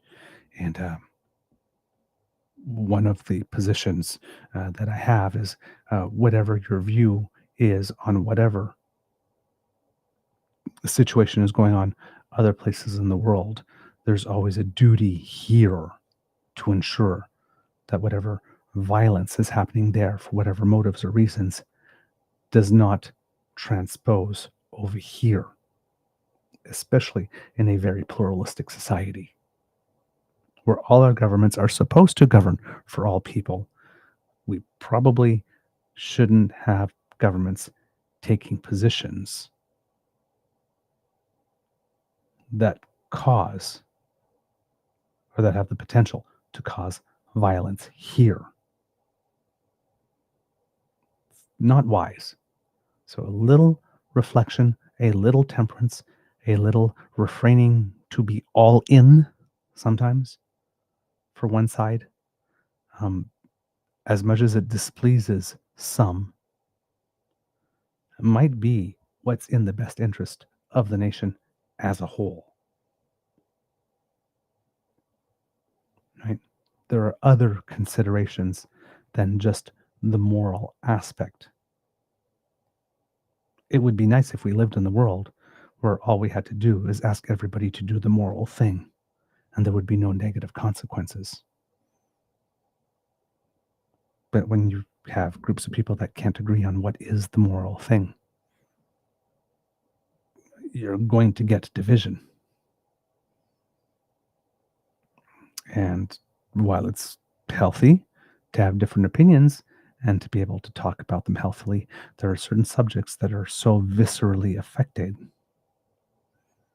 that may, I'm not going to say may be impossible, but may be much more of a challenge.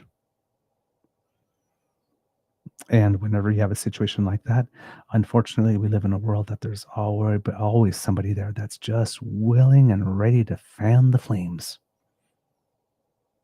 So we need to be vigilant. If we want to protect our society and our way of life, we need to be very vigilant that we do not elect politicians that would gleefully exploit those types of rifts and schisms in society in order to accelerate them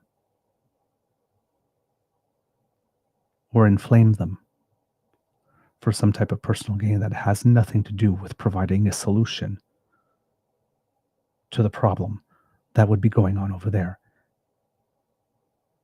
Because that's just weaponizing people's anguish and using it against them. And no government, no party that aspires to be a government should be seeking to exploit the anguish of its citizens in order to create more anguish in-house. That should be instant disqualification in the minds of the citizens. Unfortunately, as a society, we're not there yet. But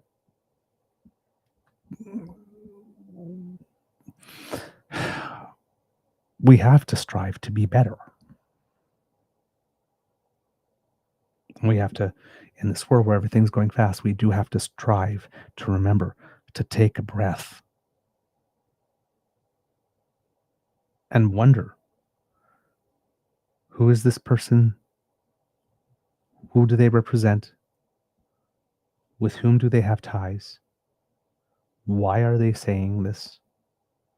To whom specifically are they saying this? Is this a message for the general audience, or is this a message for a very specific audience that's delivered in a general way? What is their motive for saying this? And who benefits? That's asking people to do a lot of work, especially when they're busy. And if they're afraid or concerned or worried, particularly for loved ones and friends, that's even harder to do. And it makes it so much easier for those who are making these statements to formulate them in such a way that they bypass the reflective, thoughtful center and go directly to the emotional. So we need to be vigilant. All these statements that are coming out, it's like, okay, is this true? Who's confirming it? Have I seen it? Why is this person saying it? What's the motive? Who benefits? Like I said, I admit it's a lot of work, but it's necessary work if you want to make sure that you are not contributing, even inadvertently, to making things worse. And we should be demanding better from our leaders on that front.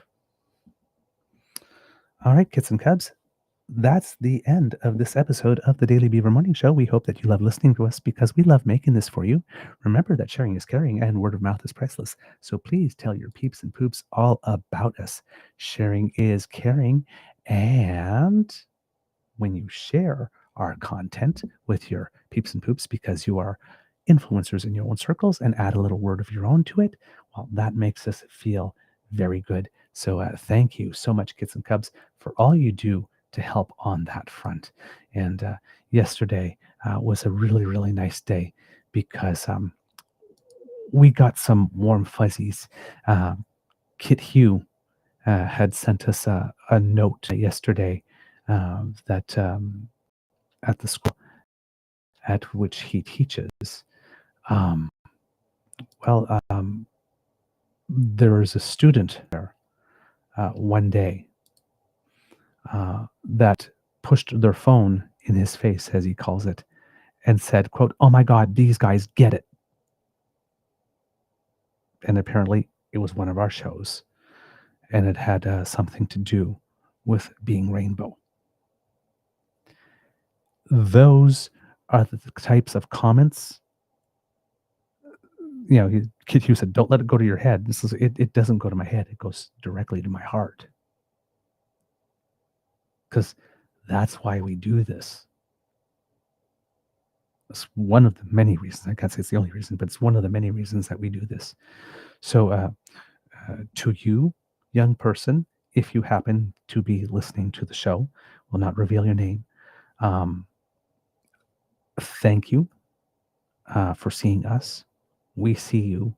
And I think I can speak for Mr. Grizzly here, are giving you the biggest hug.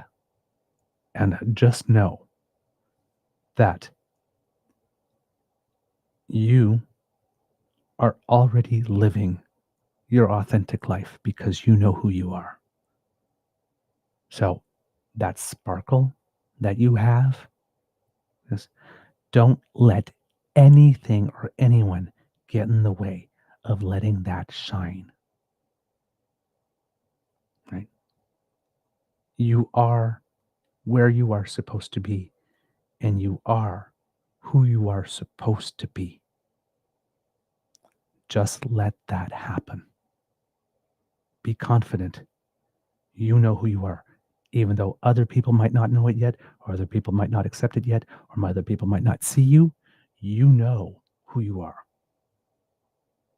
Which means right now, things might be tough, but there's going to come a point in life where for you, things are going to be really good because you worked through that process of getting to know yourself and discovering who you are and living your truth way before many people in their lives get there, and some people never do. So you're on the right path, and we support you. Right? Okay. Just every now and then you get some feedback that just lets you know, Yeah. Okay. We did some good. And so that meant the world to me to get that feedback. Kids and Cubs, if you are busy and you are on the go and don't want to miss a single one of our episodes, well, you don't have to, because we're not only visual, we are oral, AURAL. So take us with you. Scan that QR code made available to you by the Ray Girl, who sponsors our pod page. And if you happen to be listening and want to go there, it's podpage.com/the True North Eager Beaver with a hyphen between each one of those words. And when you click subscribe, when we have something fresh off the bandwidth, it comes directly to you in podcast form, your favorite podcast feed. You don't even have to go looking for us. And if you happen to be listening to us on podcast and have the ability to give us stars and reviews, please do, because that helps us with the algorithm.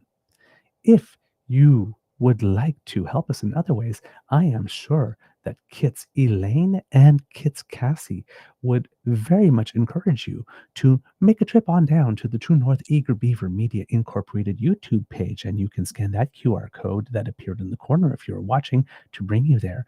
And there we have like, share, and subscribe, 3 buttons for you to click on. And if you're watching live, remember, if you smash now, you don't have to do it before you leave.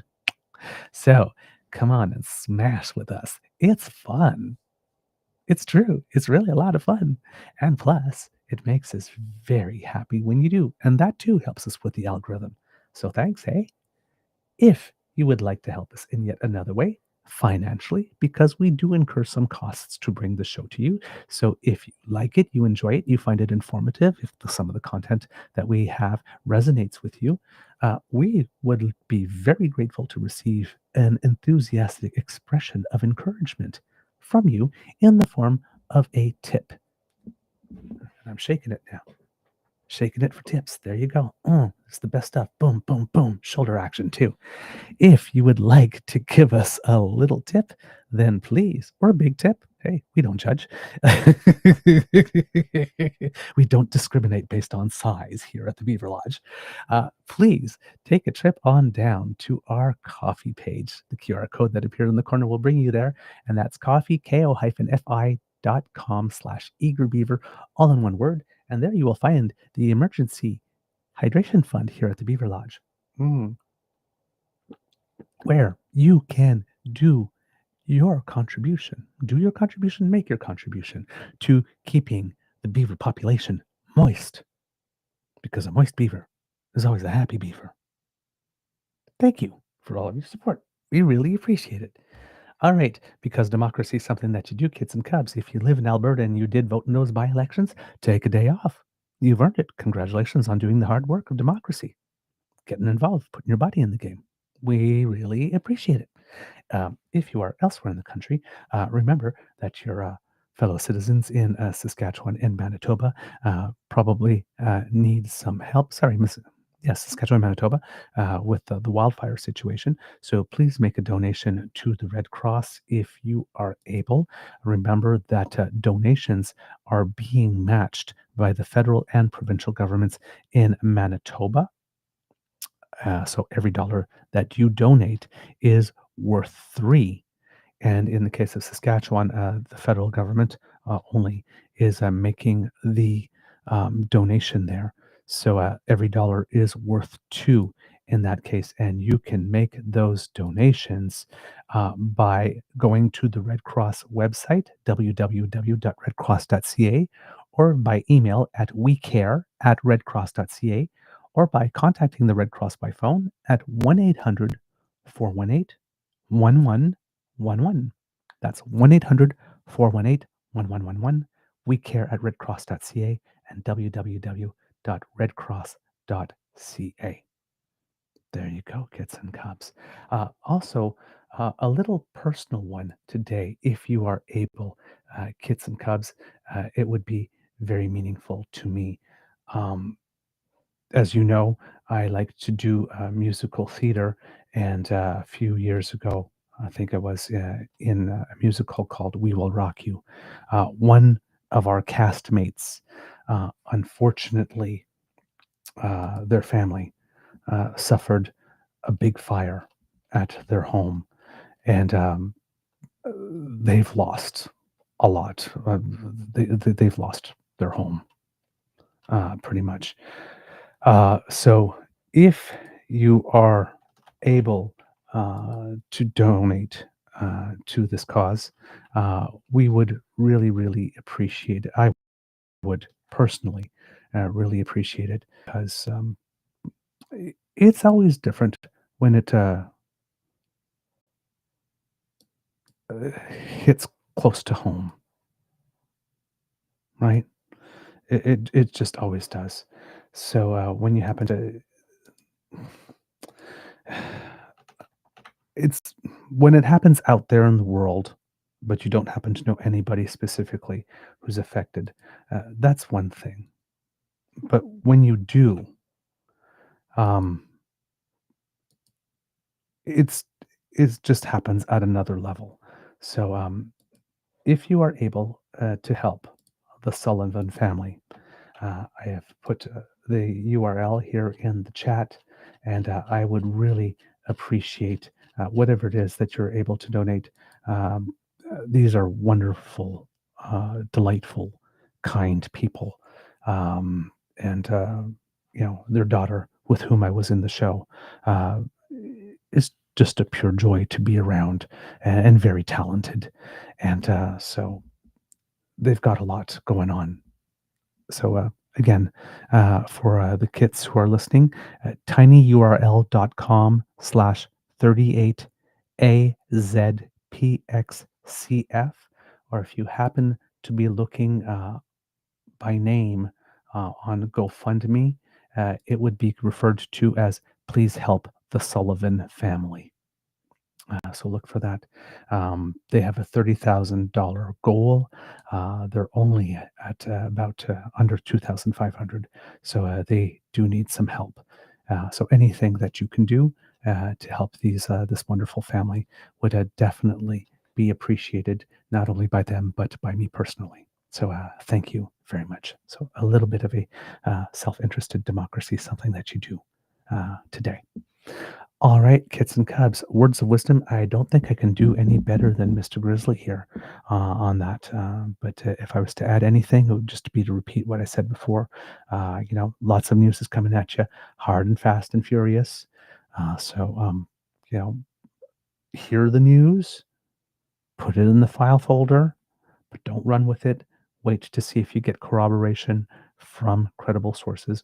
Wait to see if that piece of news lasts and ages well. And then if it does, then factor it into your knowledge bank and use it for whatever positions you are taking, or what you're thinking about, or whatever you're going to be concerned about. But it's important for us to manage our stress in this moment, which means not reacting to every single detail. Yes. So being a little detached from the emotional impact of the news that is being given to you, to allow your logical and your rational centers to process it, to then determine whether or not you should give of your emotion to it. Because if you give your emotion to everything, you can quickly get exhausted. All right? So some self-preservation, some self-care on that. All right? That's all I've got for you today. It could be a tough world out there, so please be kind to and gentle with yourself. Now, at the count of 3, kits and cubs, can I please have you say, Mr. Grizzly? I have an identity issue today. Mr. Beaver, please cue the cock on 1, 2, 3. Oh, yes. Delightful, melodious. You are listening to a True North Eager Beaver Media Incorporated podcast. The True North Eager Beaver podcasts are proudly brought to you by our founding sponsors, the Misfit Mysteries from Corvid Moon Publishing, your source for science fiction, fantasy, and cozy mysteries featuring a broad diversity of characters, CanadianTarot.com, their uniquely Canadian online eclectic tarot community, and the Peppermaster, hot pepper sauces made from farm-fresh ingredients to thrill your taste buds and expand your mind. We are grateful to the Crier Media Network for its support, Pete Jarvis for our artwork, and Paul Joseph Something for our opening and closing sequence music.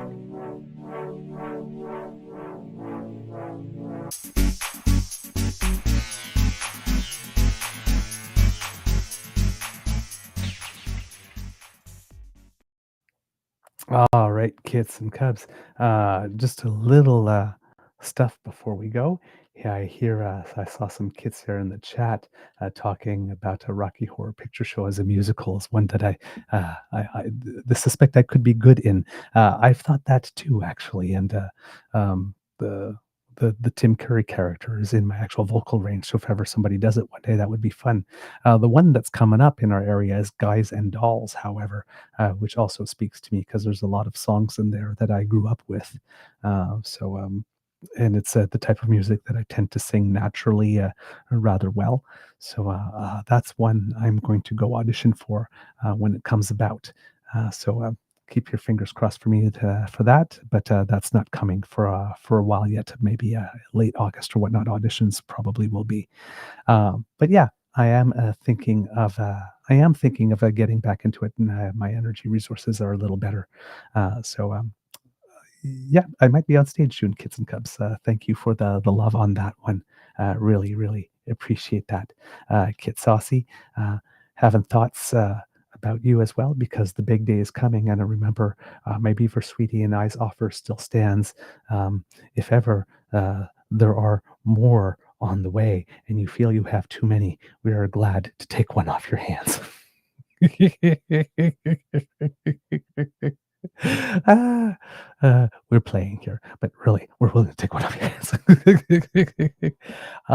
Some Canadians who make us proud before we go, kids and cubs, at the CONCACAF. Is it CONCACAF? The Gold Cup, sorry, mixing up. There's a lot of soccer tournaments going on.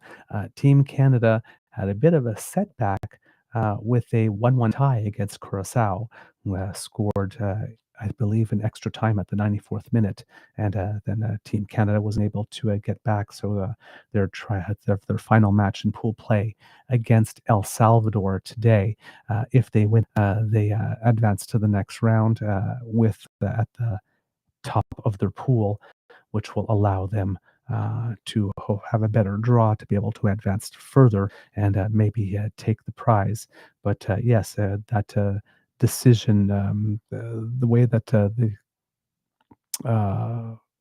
way that the team played in the second half, it's like they took their foot off the gas a little bit and got them into trouble a little bit. So hopefully the last game in pool play goes well.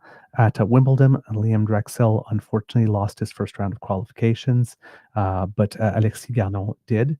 The women's qualifications starts today with 5 Canadian women in the draw, including Bianca Andreescu, Rebecca Marino, Carson Branstein, and Victoria Mboko, who we've been talking about a lot, who hasn't played, has taken some time off in the grass season because we mentioned she had been playing a lot of matches this year. So took a couple of weeks off and will be playing her first match on grass. Not sure how things will go because of the 3 services. That's the one that's the most difficult to get used to, but we will be cheering for them all. And Gabriela Dabrowski, who's our ace doubles player, has been away for a while, has returned to the courts, lost her first match back, but hey, it takes a little while to get your feet back under you after taking some time off. So hopefully she'll be ready for Wimbledon with some extra practice there.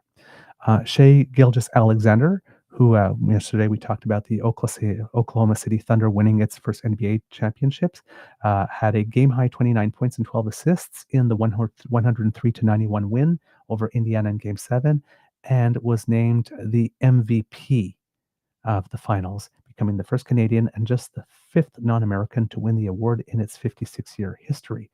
So congratulations to him for that.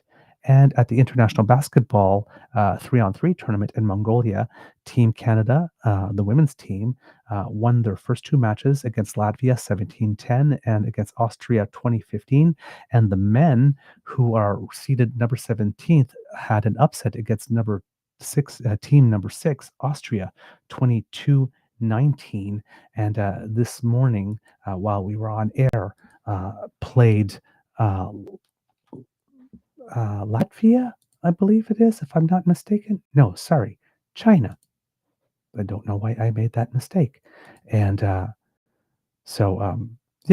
hopefully there was a good result for them there at that tournament as well, in that part of the tournament. And yeah, and hopefully it's a good record for both. I'm looking at, nope, China won at 22-20, so close. So the men are 1-1 and 2-0 as they continue pool play. And that's all I got for you today, kids and cubs. All right. See you soon.